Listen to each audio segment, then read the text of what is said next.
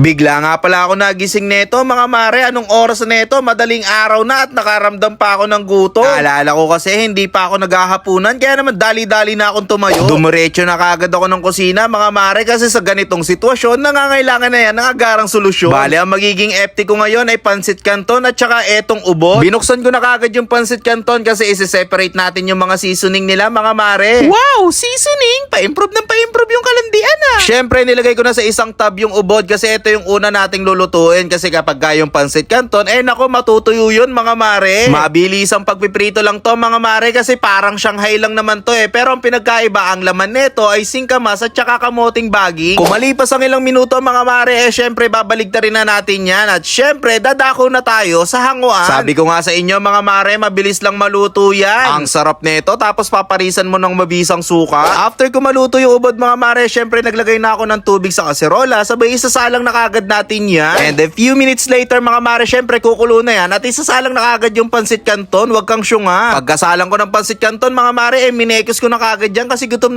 na ako at kapag kaganyan na yung texture niya, syempre sasalain na natin yan. Habang sinasala ko nga, medyo tumatalsik yung tubig kaya ganyan yung itsura ko mga mare. At syempre, seasoning time na tayo mga mare. Sa isang plato nga ay naglagay ako ng konting tubig, sabay nilagay ko na rin yung mga seasoning nila. Ginupit ko na rin kagad dito yung toyo mansi para mailagay na rin natin. Hindi naman natin kakalimutang imekos yan, sabay ilalagay na natin yung noodles para mahalo na natin. Syempre kapag hinalo, hindi naman natin makakalimutan na ating tikman yan. Grabe itsura ni Charlotta, palaban talaga So paano, kain na tayo! So mga mare, ito nga pala yung breakfast natin sa madaling araw no. So time check tayo, nasa na yung cellphone ko? 2:41, yan, kita ba? 2:41. So syempre meron tayo ditong ubod daw to. Ang laman daw nito ay singkamas tsaka kamote. Ayun o, sheesh.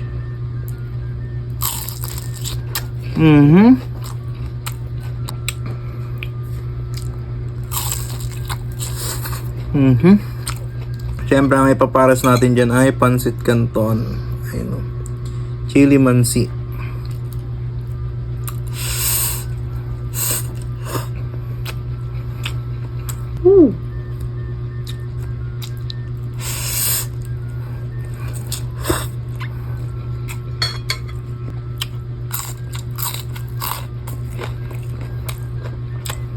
Ang lutong.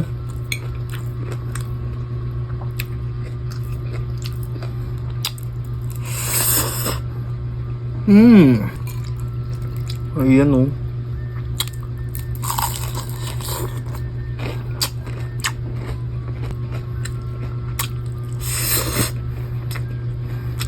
Ayan o. Sheesh.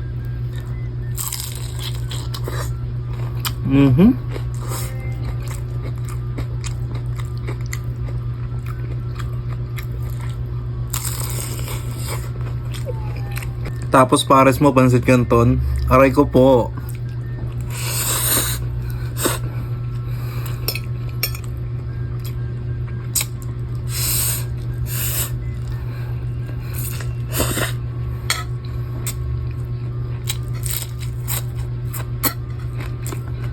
Ubod oh.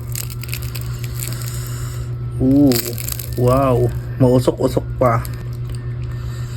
Uy.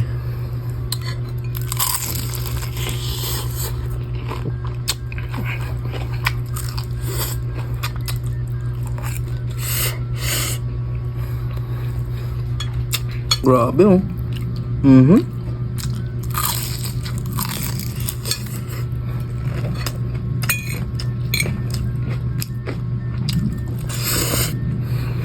Grabe. Panalo.